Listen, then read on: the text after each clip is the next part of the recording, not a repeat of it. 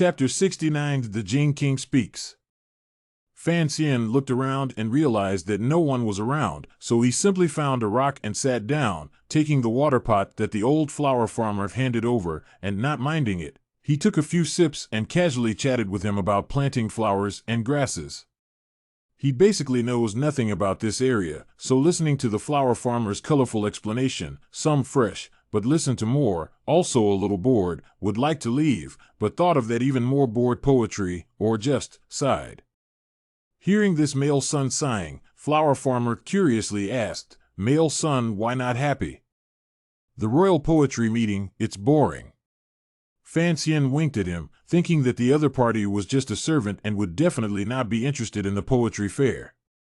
Sure enough, flower farmer nodded solemnly, chanting poems and composing pairs are things that only idlers do, and they can't be exchanged for a bowl of rice. What stupid pigs. Fan Xian was stunned, thinking, doesn't this mean he's scolding himself as well? Then he laughed out loud and said, stupid pigs indeed. He finally realized something, and waved his hand at the matter of poetry recitation. After the poem meeting dispersed, everyone went home or skipped home. As for what happened afterwards, it was not until the next day that it spread throughout the whole of Kyoto. That night, the daily family banquet of King Jing's mansion, the world's son was going to go to the drunken immortal residence to have a fling, but in the end, he was invited back by the old housekeeper and sat somewhat uncomfortably at the dinner table, waiting with his sister for his father's admonishment. Prince Jing was sitting at the head of the table, and was actually the old flower farmer that Fan Xian had been chatting with for half a day in the nursery in the afternoon. He looked down at his son, who had always been a self-appointed flirt, and scolded him with anger from somewhere, "You stupid pig. Day after day, you only go to those places." Shitsi Li Hongqing knew that the word stupid pig was his father's mantra, so he didn't get too angry and responded with a bitter smile, "And what is father angry about today?" Prince Jing grunted and didn't continue to be angry, asking, "What poetry meeting did you have again today?" Li Hongqing was stunned and answered yes with a bitter smile. He knew that his father didn't like these literati things, but he himself wanted to pull in the Beijing Chinese for the second prince. These things always needed to be done. Out of his surprise, King Jing did not get angry, but instead interested in asking, "There is a kid who came to the poetry meeting today, wearing a light maroon-colored singlet. Whose kid is that?" Li Hongqing thought to himself that the people who came today were mixed, which he remembered so much. King Jing frowned, seemed to be thinking about that person's features, after holding back half a day said, "That kid was very pretty, like a woman." Li Hongqing puffed and smiled, knowing who his father was talking about, and hurriedly replied, "What you're talking about must be the one from the fan house."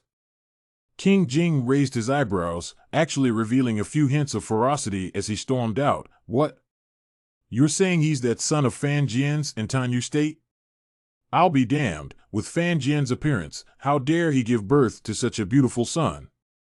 County Lord Zojia was listening to her father's foul language from the side, her face reddened with shame, but she was also very interested in what kind of person that sister Ruo had been worshipping like a master teacher was. Li Hongqing glanced at his father with some annoyance, thinking that it was fortunate that there were no subordinates around, but on second thought, the subordinates should have gotten used to King Jing's mouth a long time ago, and he hurriedly asked, "What is Father Sama asking about that young man for?" "Do what?" King Jing grunted twice. After he bumped into Fan Xian, who didn't know his identity in the afternoon, he felt that the other party had some face, but he could never recall it, and because Fan Xian hated poetry sessions, but was able to listen to him talk about his favorite way of dill art for half a day, so he somewhat liked that boy. But he did not expect that that pretty boy, actually is Fan Jian's son, Heart of Fire, continued to teach, "You have to learn that." "What is his name?" "Fan Xian." "Learn from that Fan Xian. Don't look at him from an unorthodox background, but his vision is still very good." King Jing sighed, looked at his son and lectured, "Fan Xian, this person can talk to a flower farmer for half a day, but you are too self-respecting of your status. You must know that self-respecting this kind of character is really very unsuitable for those things you are doing now."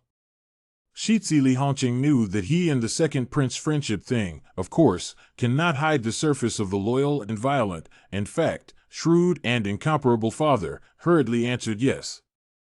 After eating, the son was preparing to go back to his studies to read in order to make his father's heart happier, which expected King Jing to ponder for a long time, but said, "Weren't you just about to go to the Drunken Immortal Residence?" Drunken Immortal Residence is not a restaurant, but a greenhouse, a word difference, but a world of difference. The son of the heart was tight, hurriedly even said dare not. Prince Jing stared at his eyes and scolded, "Manly man, go if you want to go, don't be so unresponsive." After saying this, he shouted for someone to kick him out. Li Hongqing, until sitting in the elegant seat of the Drunken Immortal Residence, hugging the most popular purveyor in Kyoto, Miss Yuan Meng, was still a bit cold, thinking why his father King suddenly changed his nature today. Late at night in the King Jing's mansion, the King Jing, while drinking wine, while cursing, dog day guilty of bitch, when the favorite bubble brothel actually also gave birth to such a beautiful seed, the old son also led his son to go to the bubble to go. In the future will also hold a beautiful grandchildren. King Jing forced his son to visit prostitutes for the time being. First of all, Fan Xian stayed in the sedan chair after the poetry meeting and met with Fuji Zijing and a few guards in one place.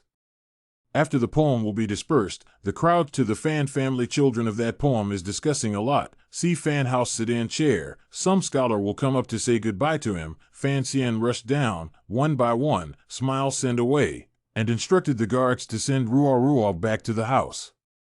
Fan Ruo Ruo nodded to him before getting into the sedan chair. Fan Xian knew that matter had already been arranged, and with his spirits lifted, he began to make arrangements for the evening.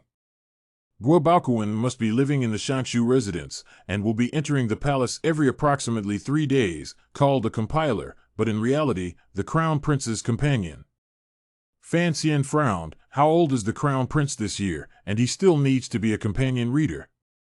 The Crown Prince is the Empress's own child, ranking 3rd amongst the imperial sons, and is 18 years old this year.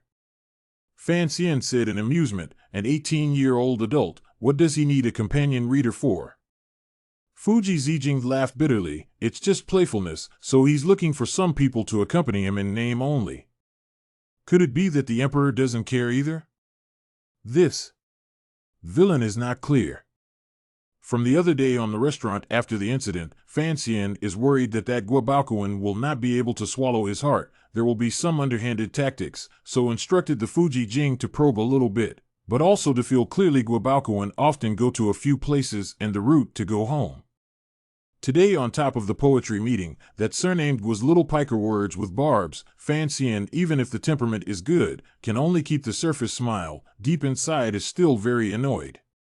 It was only at this time that he realized that he had asked Fuji Zijing to find out about those things, but he had subconsciously prepared himself to be bullied by Guo Xiaopafu, rather than worrying about being bullied by Guo Xiaopafu.